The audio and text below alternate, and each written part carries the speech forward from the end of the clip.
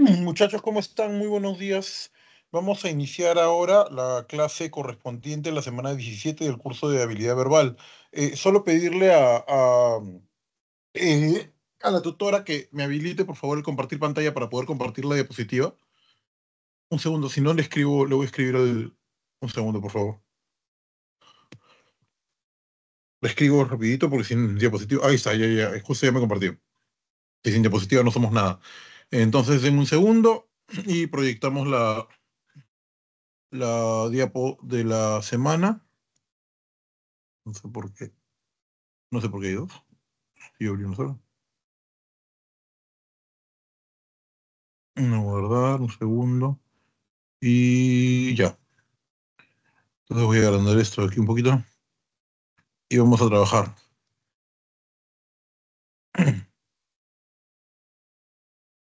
La idea es ir como en las veces anteriores, viendo poco a poco el trabajo.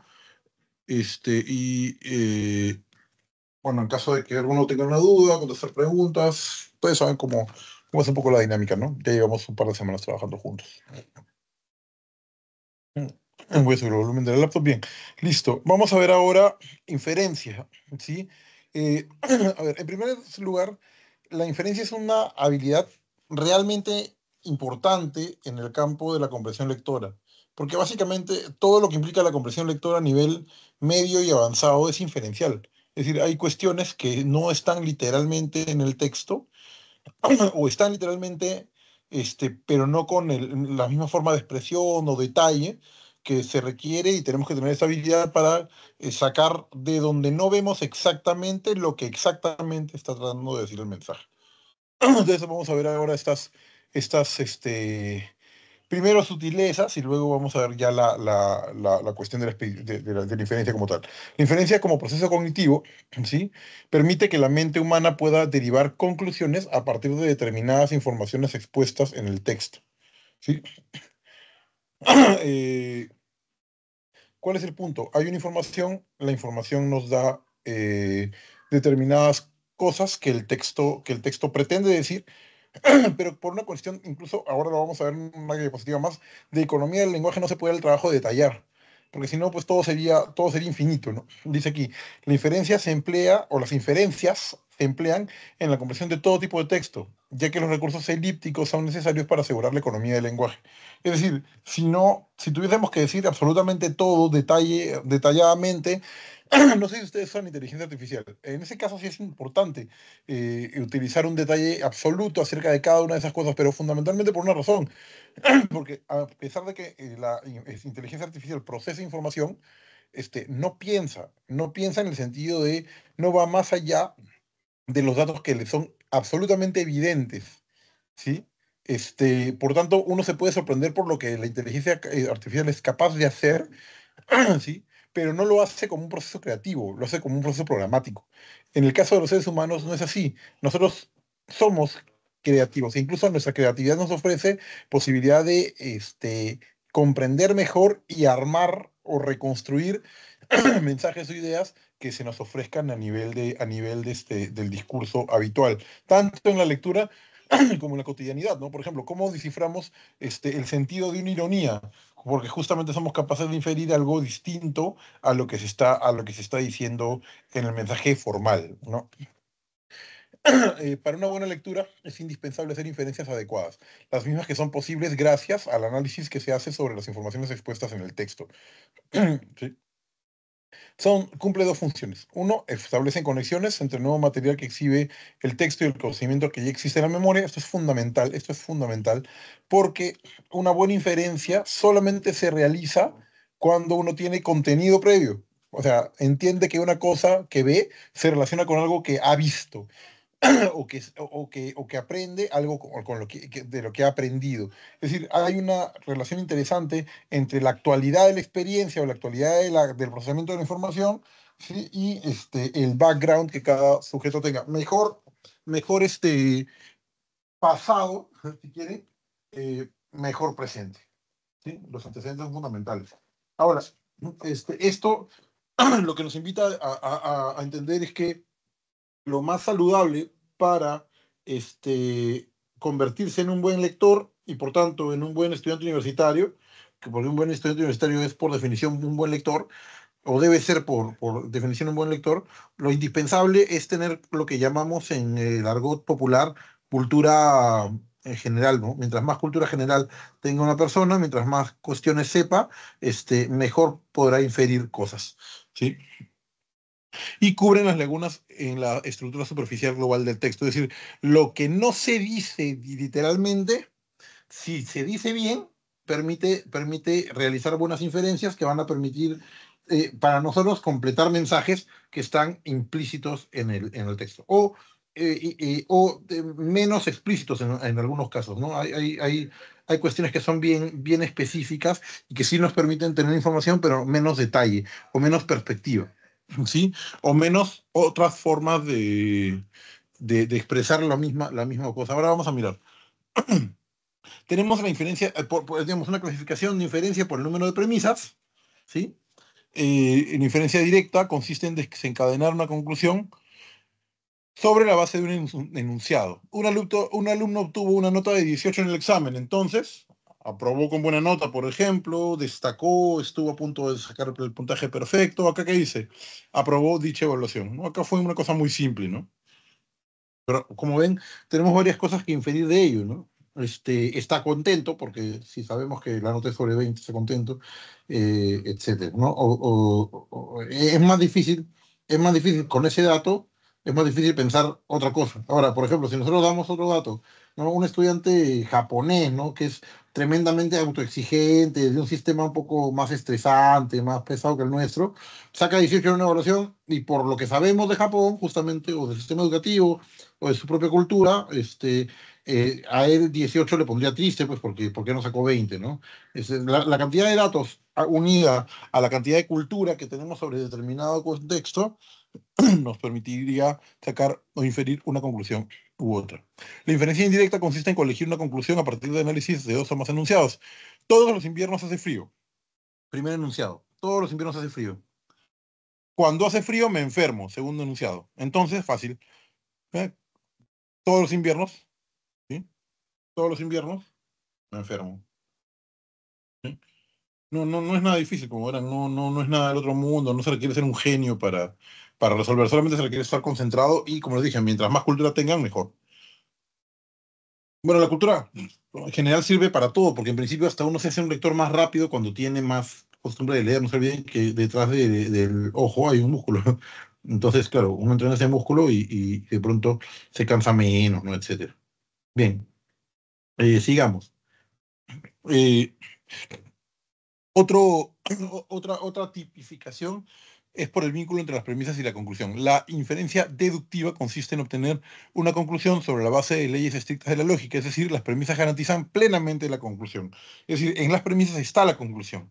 En este tipo de inferencia la conclusión ya está contenida, solo que de un modo implícito en las premisas consideradas en conjunto. ¿Sí? Ningún ladrón es honesto. Primera premisa. ¿Sí? Algunas personas son honestas. ¿Qué dirían? Que algunas personas no son ladrones, pues, así de rápido. Este, es lo que las premisas nos permiten deducir, ¿sí? La inferencia deductiva, en cambio, es al contrario, ¿no? Consiste en obtener una conclusión sobre la base de leyes estrictas de la lógica, es decir, las premisas garantizan... eh, perdón, ay, perdón, estoy leyendo en automático, perdón, puse piloto automático. Vamos a ver el siguiente tipo, inductiva. A diferencia de la deducción, que es de lo general a lo particular, ustedes lo saben, la inducción, en cambio, lleva a cabo ese proceso al revés, ¿no? De lo particular a lo general. Esto, ya que tiene una base en la experiencia de elementos continuos, ¿sí? No implica una garantía, sino una alta posibilidad de algo a partir de la repetición constante de un patrón dentro de un determinado tipo de fenómenos vistos o, en este caso, el caso del ámbito de las letras, descrito, ¿no? O narrado. Veamos entonces. Eh, la inducción no es un razonamiento concluyente, es decir, que las premisas aporten o apoyen o justifiquen la conclusión en cierto grado, ¿sí? El grado más alto posible, de hecho. Eh, veamos. La verdad de las premisas solo hace probable la conclusión, no definitiva. ¿Sí? María es estudiante y tiene libros. Rosa es estudiante y tiene libros. Alberto es estudiante y tiene libros. Acá le falta una S. Vamos a meterle la S para que. ¿Cuál es la conclusión? Los estudiantes tienen libros, pues. ¿Sí? Podemos seguir, ¿no? Juan es estudiante y tiene libros, Carlos es estudiante y tiene libros, Fernanda es estudiante y tiene libros, etcétera, ¿no? Ahora, ¿puede haber un estudiante que no tenga libros? Sí, exactamente, claro que podría, ¿no? Sería triste porque se reflejaría, por ejemplo, carencias de recursos, eso, pero en principio, su calidad de estudiante aunque esté unida de modo prácticamente directo con el hecho de poseer o de manejar determinado tipo de información, no es esencial, no es consubstancial a ello, ¿sí? Eh, puede haber estudiantes que no tengan libros, por ejemplo, porque no tienen dinero, entonces, claro, no son sus libros, pero sí estudian con los libros de la facultad, ¿no? Por ejemplo. Este, bueno, o algún mal estudiante que no le interesa tener libros, ¿no? Está más interesado en otra cosa, ¿no? Eh, pero como ven es altamente probable, no definitivo. Veamos esta actividad para hacer esta resolución eh, rápida de un primer ejercicio en la diapositiva. ¿Sí? Los productos de la marca Don Simón, como conservas de pollo, carne y mollejas, se habrían distribuido en condiciones sanitarias alarmantes en los colegios de nivel nacional. Existen evidencias que son productos, perdón, sería de que son productos, de que son productos, perdón, de que estos productos se encontraban en mal estado. Además de la calidad deficiente, las latas de Don Simón no cumplían con el peso declarado en sus etiquetas, o sea, doblemente ratas, ¿no? O sea, pero bueno, ese es el gobierno, ¿no? Además de la calidad deficiente, las latas de Simón no cumplían con el peso declarado en sus etiquetas. Esta irregularidad reconocida dentro de la empresa y que para reducir costos se había usado soya y aditivos no permitidos para alcanzar el peso requerido. Además de mal estado, de no tener el peso, además lleno de aditivos no requeridos. O sea, también habría incrementado su capital de forma sospechosa, pasando de 10.000 soles en 2017 a más de 4 millones en 2022, sin una aparente lógica, ¿no? De este crecimiento de capital. Esta expansión fue liderada por Nilo Burga, propietario de la empresa que distribuye productos Don Simón y apoyada por funcionarios de Caliwarma y otras instituciones. Es una vergüenza, como siempre, jugando además con cuestiones vitales, ¿no? Derechos fundamentales de las personas. Bien, acá hay dos preguntas. Se infiere que los productos repartidos en las escuelas, ahí tienen tres alternativas, y dos, con respecto al aumento de capital de la empresa, se deduce que, ¿no? En unos 3 minutos vamos a dar pase para poder resolver estas preguntas. Empiecen a trabajar, muchachos, por favor.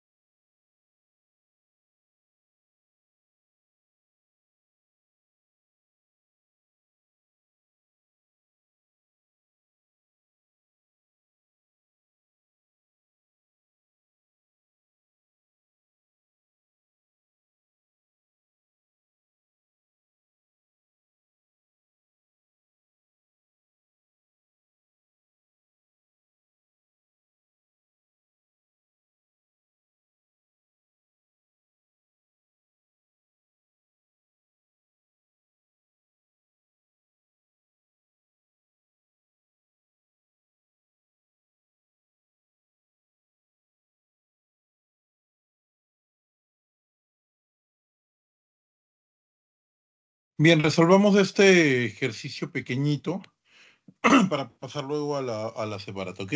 Se infiere que los productos repartidos en las escuelas es la B, ¿verdad? Pusieron en riesgo la salud de los estudiantes, claro, estaban malogrados, ¿no? Y además estaban adulterados con sustancias que no son permitidas. Y si no son permitidas, no solamente no precisamente porque hagan, porque engañen en el peso, ¿no? O sea, no son permitidas porque implican un riesgo para la salud, ¿no? Esa es la razón de lo que no son permitidas, ¿no? O es lo que nos permite deducir la lógica. Dos, con respecto al aumento de capital de la empresa, se deduce que se habría logrado mediante una presunta red de corrupción. C de casa, ¿sí? C de casa. Vamos a cambiar de... Un momento, por favor. Vamos a cambiar de... No, guarda.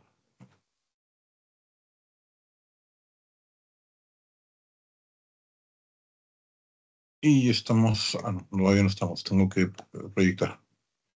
Vamos a mirar nuestra primera lectura de la separata. ¿Sí? Aquí vemos... Acá hay dos pequeñas lecturas con dos ejercicios, está bueno para calentar y después ya las lecturas habituales como siempre. ¿Sí? Vamos a ir trabajando. A ver, un momentito.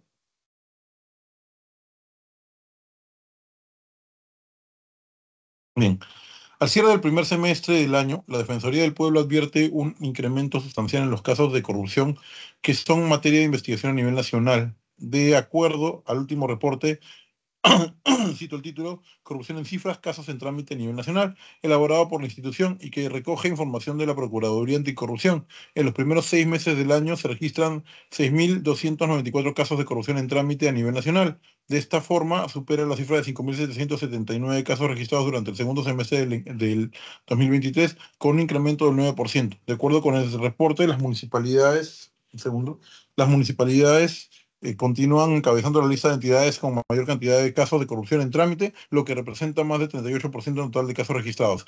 En ese sentido, resulta crítico que solo 18 departamentos, los gobiernos locales, sean entidades con más casos de corrupción. Le sigue los gobiernos regionales con el 28% de los casos y la Policía Nacional con 13%. En términos geográficos, el departamento de Lima lidera el ranking de casos de corrupción en trámite con un 19%, seguido por Junín y Cusco, cada uno con 6% de los casos.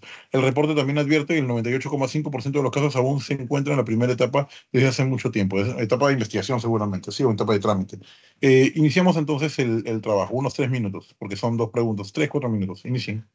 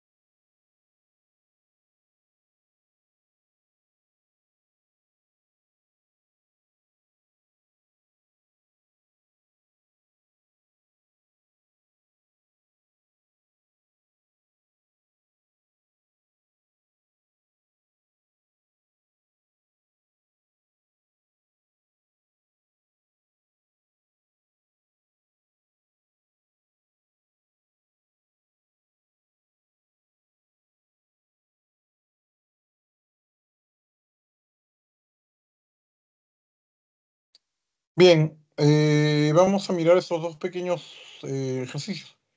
Se infiere que los casos de corrupción que todavía están en su primera etapa, se de casa, muestran la necesidad de agilizar las investigaciones a nivel fiscal. Esto es interesante porque, ay, se me fue el, aquí está. Porque se está hablando fundamentalmente de que hay una gran cantidad de casos de corrupción todavía en trámite y en primera etapa de trámite. Eso significa que el procesamiento es lento, ¿no? Necesitamos agilizar. ¿Sí? Dos, de acuerdo con el texto, se desprende que la Policía Nacional del Perú ve de barco, que en la Policía Nacional del Perú ve de barco existen malos efectivos que incumplen sus funciones porque hay un alto nivel de corrupción percibida e incluso denunciada y en trámite, siendo además una fuerza que resguarda el orden, desde mi punto de vista es más grave, ¿no?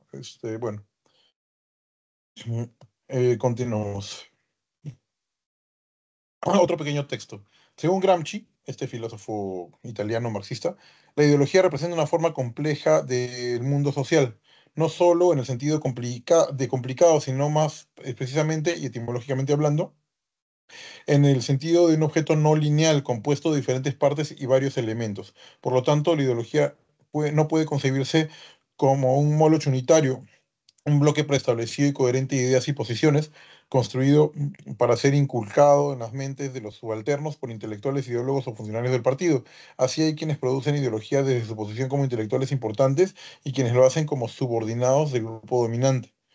También hay quienes operan de una manera inconsciente con su propia ideología y por lo tanto expresan una ideología en la práctica que es diferente a la de sus palabras, claro, como mucha gente que habla de, no sé, pues de justicia social, pero luego utiliza sus cargos para dar ventajas a sus allegados personales. Sí, una vez más, 3, 4 minutos para trabajar. Inicie, muchachos.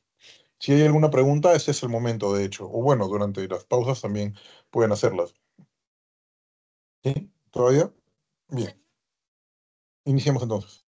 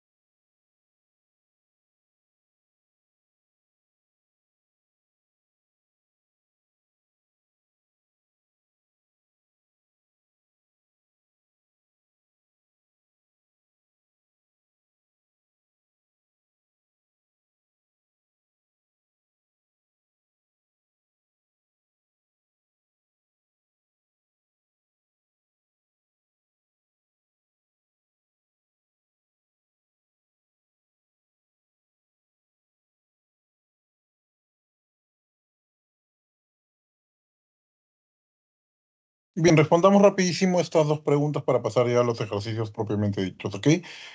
Se infiere que el sentido etimológico de ideología, B, ¿no? Refiere a un sistema de ideas, más no a una sola idea, es decir, todo un sistema de creencias, sino, de hecho, ya a nivel etimológico, justamente la noción de logía, ¿sí? Implica un campo de la razón o del saber, no estaría en el término, ¿no?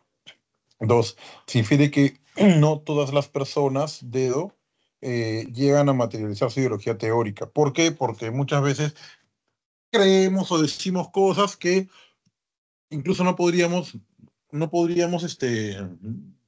sostener ni en la práctica ni en el tiempo. Es como lo que, por ejemplo, pasa con el comunismo, ¿no? ¿No? Eso de que todos tengamos lo mismo, sin importar de determinadas divisiones, es un poco ilusorio, pues, porque la gente que trabaja más quiere tener más, la gente que, por ejemplo, estudia una carrera más complicada, más difícil, luego no entiende y porque al final no se puede, que una persona que no estudió, que no se esforzó, o que no pudo, eventualmente hay muchos casos, tenga las mismas oportunidades que ese. Hay un montón de cuestiones que sustentan en el sentido de las diferencias, de las diferencias sociales, entonces no se puede practicar. Veamos entonces ya este texto. Marte es un cuerpo rocoso, y perdón, perdón, perdón, perdón. Marte es un cuerpo rocoso pequeño que fue considerado similar a la Tierra en algún tiempo. Del mismo modo que los demás planetas terrestres o de Tierra, ¿no? Mercurio, Venus y la Tierra, su superficie ha cambiado debido a la actividad volcánica, los impactos de otros cuerpos, los movimientos de su corteza y los efectos atmosféricos como las tormentas de arena. Tiene casquetes polares que crecen y decrecen cuando cambian las estaciones. Algunas zonas de suelo estratificado cerca de los polos de Marte sugieren que el clima del planeta ha cambiado más de una vez debido a un cambio regular de la órbita del planeta. Que es lo que pasa también con todo el planeta, específicamente el nuestro también, ¿no? Los científicos sostienen que hace unos 3.500 millones de años Marte sufrió las mayores inundaciones conocidas en el sistema solar. Dicha agua podría incluso haberse recogido en lagos océanos poco profundos, pero ¿de dónde salió el agua en ese momento? ¿Cuánto duró y dónde fue a parar? En la actualidad, Marte es demasiado frío y su atmósfera es demasiado fina para permitir que haya agua líquida sobre la superficie durante mucho tiempo. Hay hielo cerca de la superficie y aún más agua congelada en los casquetes polares, pero la cantidad de agua necesaria para excavar los grandes canales y las planicies de la aluvión del planeta no se encuentra sobre ni cerca de la superficie en la actualidad.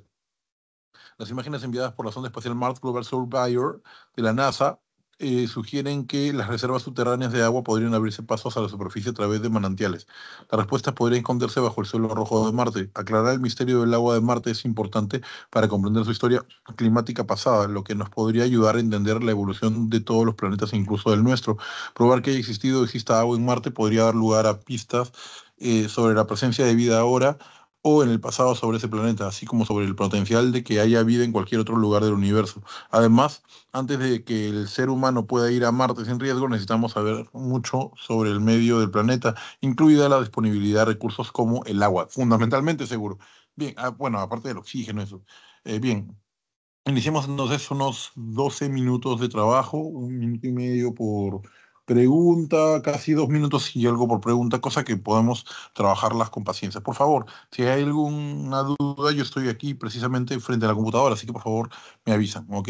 Yo igual entro a monitorear en un momento más. Inicien por favor su trabajo.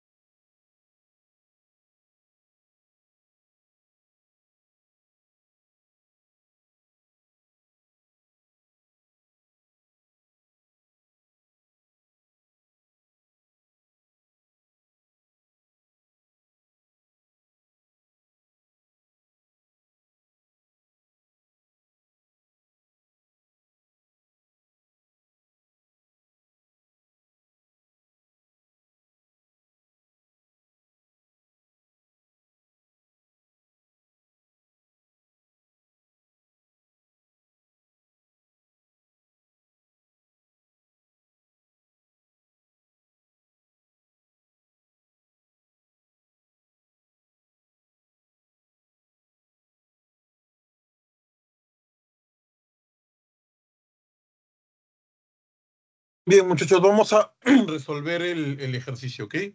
Iniciamos. ¿Cuál es la idea principal de este texto? ¿Sí? Ay, perdón. Es la B, ¿verdad? Es posible que exista agua subterránea en Marte, según las imágenes tomadas por la sonda espacial Mars Global Surveyor. No sé si se dice Surveyor. Ya me dio curiosidad, pero voy a buscar apenas pueda la pronunciación. Dos. El sinónimo contextual del término esconder es dedo, hallar. Ese es interesante porque en realidad son antónimos, ¿no? Uno esconde, ¿sí?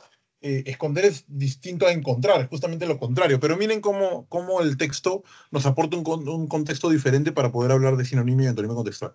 Dice aquí, las respuestas podrían esconderse bajo el suelo rojo de Marte, ¿sí? En este caso podría decir las respuestas podrían hallarse, encontrarse, justo lo contrario, ¿sí? Bajo el cielo rojo de Marte. 3. Sobre el planeta Marte es incompatible afirmar que B de Barco pertenece al grupo de los planetas gaseosos como la Tierra y Mercurio, porque han dicho claramente que es planeta de tierra, no planeta rocoso para ser exacto. ¿Sí? Además, si no supiéramos eso de Marte, la Tierra al menos es un planeta que claramente lo habitamos, no es un planeta gaseoso, ¿no? Cuatro, a partir de de las imágenes enviadas por la sonda Mars Global Surveyor de la NASA, se puede deducir que el examen fueron tomadas desde el espacio. Bueno, no es una deducción muy difícil de hacer, ¿no? Pero bueno, cinco, si la órbita del planeta Marte mantuviera su posición original, probablemente C de casa, su clima carecería constantemente de modificaciones. Eh, sí, es una posibilidad. De hecho, muchas de las alteraciones climáticas tienen que ver justamente con este tipo de alteraciones ya a nivel más macro, ¿no? Bien, Ollanta, general de Antisuyu, se enamora perdidamente de la princesa Kusikuyur, que formaba las delicias de la corte de su padre Pachacútec. Le niega a su general por su condición de plebeyo, es por eso que Ollanta, resentido, se subleva. Este drama compuesto en el fondo de piezas de una antigüedad incuestionable que la tradición ha conservado arroja que fue compuesta en el tiempo de los incas y la razón en que nos apoyamos son las siguientes, o las razones. Uno, que la lengua del drama ofrece notables diferencias comparadas con la que hoy se habla, como es cierto grado de aspereza propia del desarrollo primitivo de una lengua. Dos, contiene palabras que han desaparecido y algunas que sí existen están tan desfiguradas morfológicamente que para conocer su forma genuina es necesario recurrir a los vocabularios escritos inmediatamente después de la conquista. Tres, el lenguaje cortesano es esencialmente incaico, usándose en él voces y frases que hoy son inusitadas. Hay una multitud de palabras, cuatro, que se hablan en otros lugares, especialmente en el sur del Perú. Cinco, los manuscritos ofrecen notables diferencias, no solo en cuanto a la extensión de cada diálogo, sino también en cuanto a los interlocutores. Por otro lado, no se nota en el drama la más pequeña alusión al cristianismo, ni en la sociedad de la época en la que pretende haber sido escrito. No tendría por qué ser, ¿no? Pero bueno, ya no importa. Asimismo, la sociedad que figura es completamente pagana, pues no se nota en ella vestigio alguno de la civilización invasora. Bueno, es como si yo hiciera ahorita, escribiera ahorita una novela sobre los griegos, pero no voy a hablar de la política peruana, ¿no? Pero bueno, en fin. Texto B. Ollanta, ¿has visto Piquichaki Cusikuyur en su palacio? Piquichaki, no que el sol no permita que me acerque a ella. ¿Cómo no temes siendo hija de Pachacútec? El día que el Inca descubra tu pensamiento, te ha de cortar el cuello. Ollanta dice, hombre, no me contradigas, sino he de quitarte la vida, perdón. Piquichaki dice, veamos, arrójame fuera como un can muerto y ya no me dirás cada año, cada día, cada noche, Piquichaki, ¿has visto a Cusicuyur? Es un fragmento del texto, ¿no? Hoy que tengo sobre mi mesa de trabajo las pruebas impresas de Ollantay, lo he leído y releído y evidencio que la escena del acto primero de la obra entre el galán y el gracioso nos recuerda la obligada exposición de los poetas dramáticos del antiguo original y admirable teatro español del siglo de oro como en las comedias de Lope, Calderón o Tirso. Además, las circunstancias que me hace presumir que Ollantay fue escrito por el segundo o tercer siglo de la conquista y por pluma entendida, en la literatura de los pueblos europeos es que ni los antiguos ni los modernos poetas se han versificado en quechua hicieron uso de la rima, ya fuese esta asonante o consonante. Plumas muy autorizadas han sostenido que la rima no entra en índole del quechua y de hecho dan prueba concluyente los yarabíes, versos esencialmente populares. Esta opinión mía es abierta, en abierta discordia con el erudito filólogo Barranca, o sea, el autor del anterior texto, que es un texto de 1818, ¿ah? Perdón, no deja de tener un sello de indisputable mérito. Por ello, tentado eh, estoy de sostener que la obra no fue compuesta en época de los incas, sino cuando ya la conquista española había echado raíces en el Perú. Bien, eh, como verán aquí la idea es en qué época se compuso esa epopeya. ¿Sí? Iniciamos entonces el trabajo.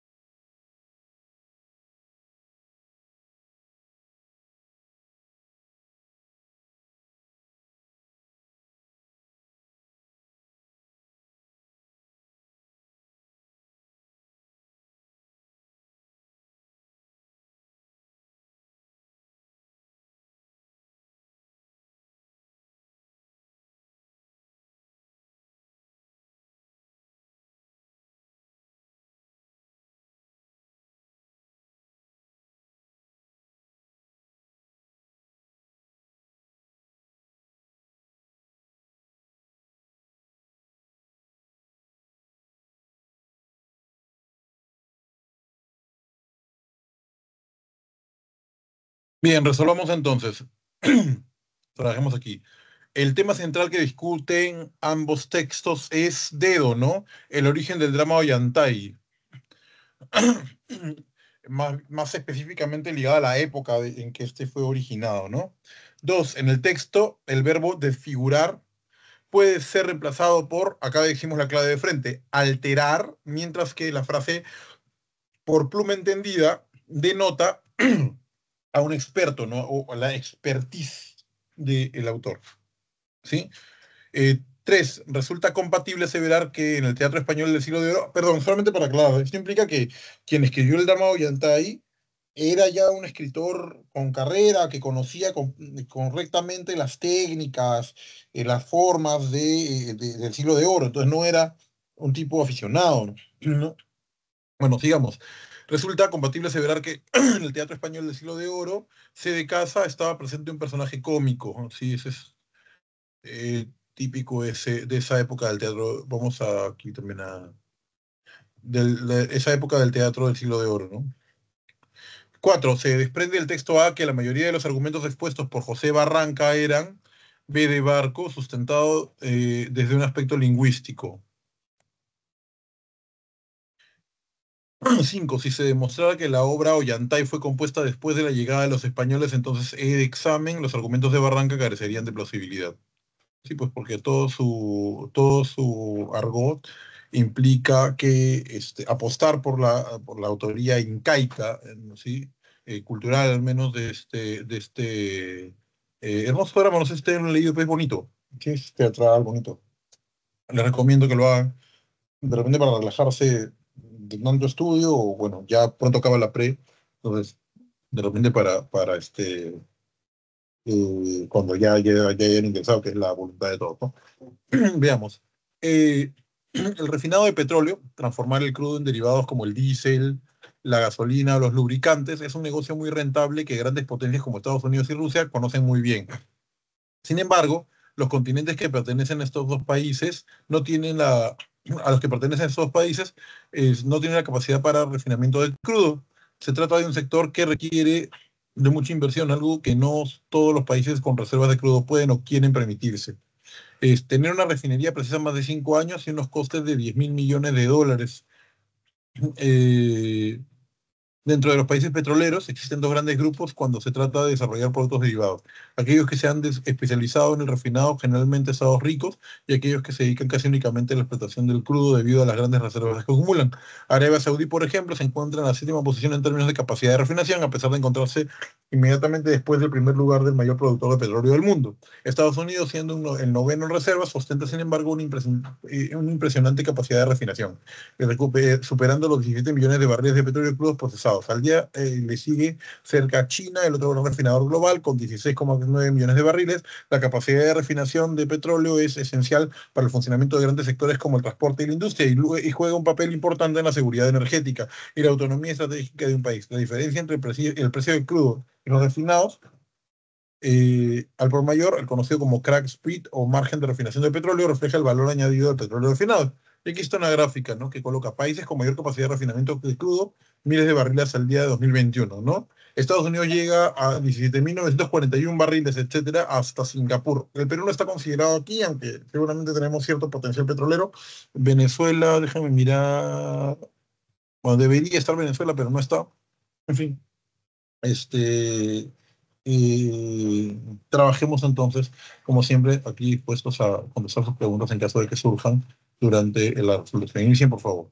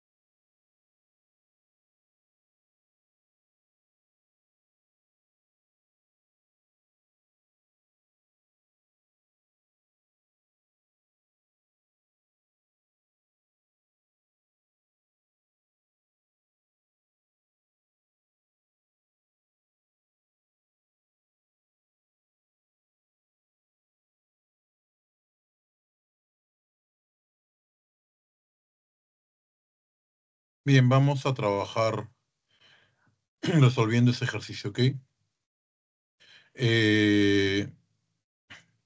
Un segundo.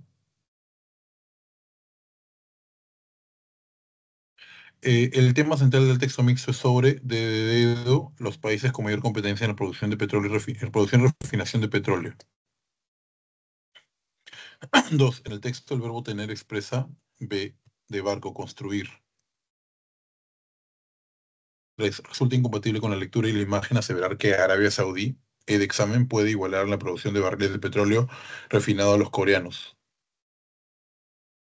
Cuatro, se corrige de la imagen y del texto que los países con mayor capacidad de refinamiento de petróleo, sede de casa, se concentran en el continente asiático.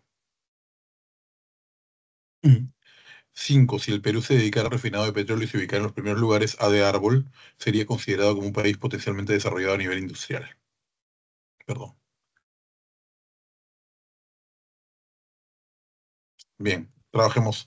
Roger McIntyre, a professor of psychiatry and pharmacology at the University of Toronto, says this question has long stumped scientists. Why do we cry when we are sad? Philosophers dating back to ancient Greece, Hippocrates, have debated this question. There are two possible reasons. One suggests that we cry for the purpose of expressing a desire of need of attachment, which is an important survival mechanism. Perhaps we are distressed and seek cohesion and commitment to others. The other evidence is that when you cry, you realize attachment hormones such as oxytocin. Natural opioids, which are important in relief pain, are also released when we cry. The reason our eyes turn red and watery when we cry probably has to do with the way our eyes are key to making connections and communicating non-verbally with others. This is especially important in childhood, since your eyes are the main way we interact with the caregivers, cuidadores, ¿no? ¿Bien? Comencemos entonces nuestro trabajo.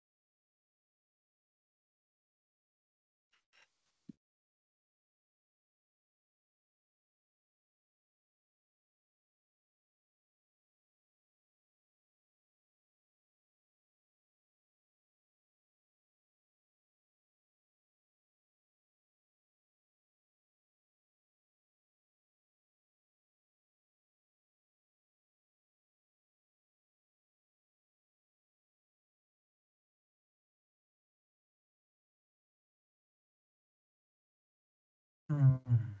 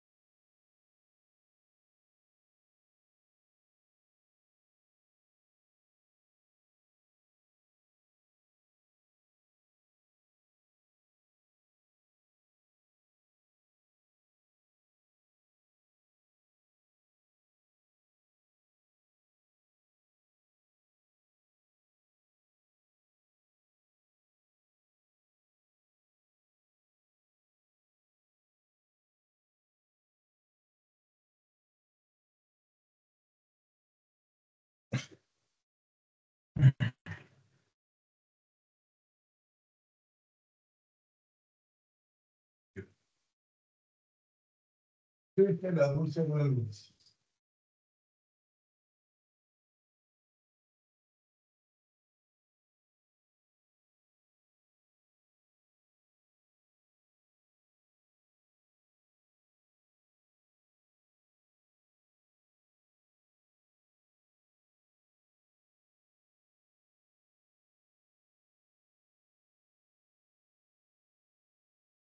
Es un patrón más o menos de la era anillo, en los casi 60 por ejemplo.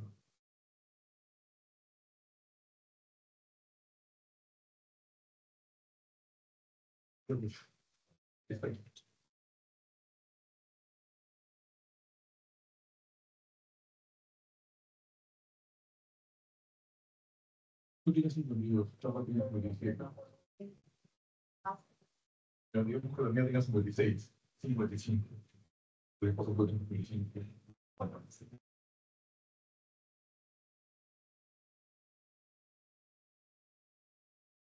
Claro, y le va a demostrar los padres.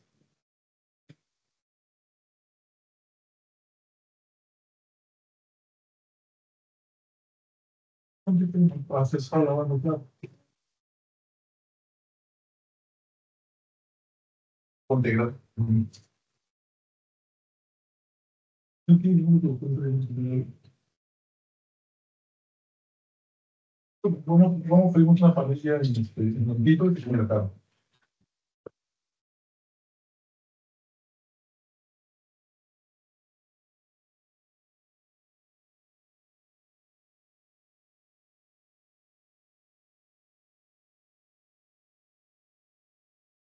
Hoy en día no hay que tener que enviar para cualquier no.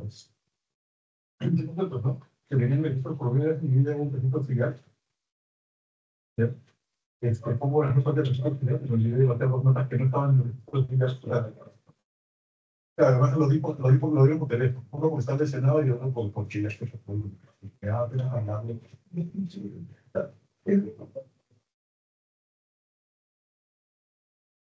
Siempre hago eso.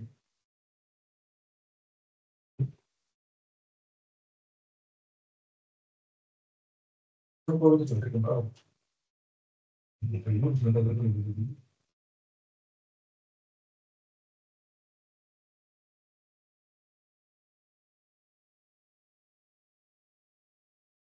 Pero te estoy ahorita diciendo que en el mail, porque lo estoy a propósito de eso. Porque el tema es como. Sí, porque acabo, en ese momento voy a mandar un mensaje, pero ahora no he estado en el canal que estoy no puede atraer, no, a mí no entiende. Casi tengo que pagar 25 mucha gente que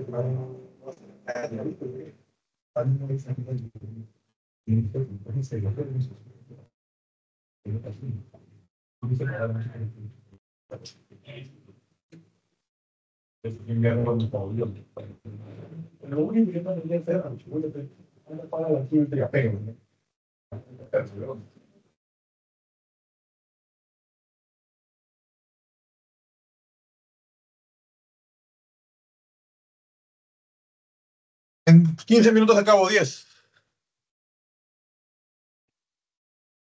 Me vuelvo al baño el toque, porque quiero acabar.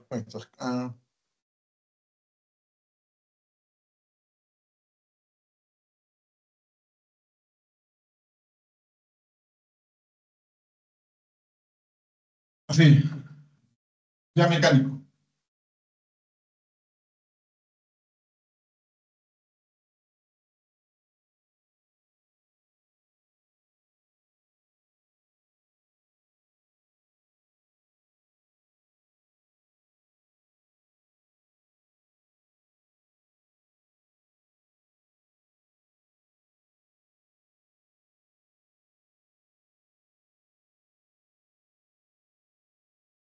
Bien, resolvamos el último ejercicio, y igual en caso de que haya alguna consulta. Este, Bien, the author's purpose is to, the examen, explain the reason why people cry when they are sad. ¿Sí? Marquemos un momentito, por favor. Dos, the contextual synonym of the word key is A de árbol. Perdón, decisive. Es como, en este caso, key no es llave, sino clave, ¿no? Que es la misma palabra, solamente que este, una es una especie de prefijo, ¿no?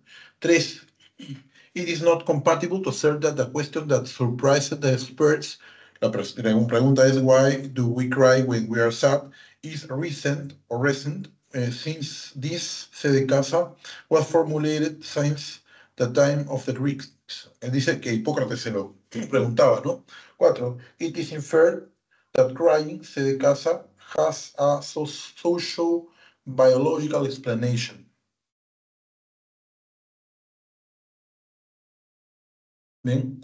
Cinco, if a child cries while observing that his father is on the phone and his mother is on the computer, the child, dedo, would seek the parent's attention for an emotional bond. Claro, lo que pasa es que no le están prestando atención, lo que hace es llamar la atención a través del llanto. Sí, que eso de hecho se deduce, ¿no? No es una cuestión exageradamente complicada de resolver. Bien, vamos a esperar, faltan 2 minutitos, esperamos esos 2 minutitos para el final de la sesión. Cualquier pregunta, aquí estamos.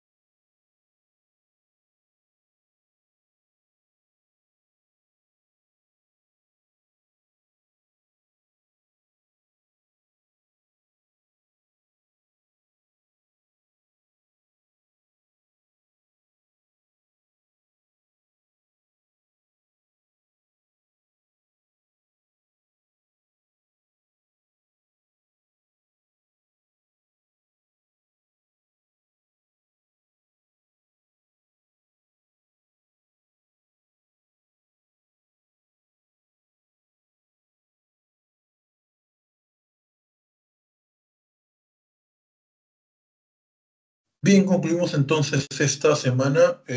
Bueno, entiendo que la próxima semana es semana libre, disfruten su tiempo libre, sus, entre comillas, vacaciones, no dejen de estudiar igual porque esta es una de estas cuestiones que tienen que seguirse hasta que logren la meta. Cuídense, que les vaya bien, buen descanso, que es importante, y nos vemos en un par de semanas. Gracias, hasta luego.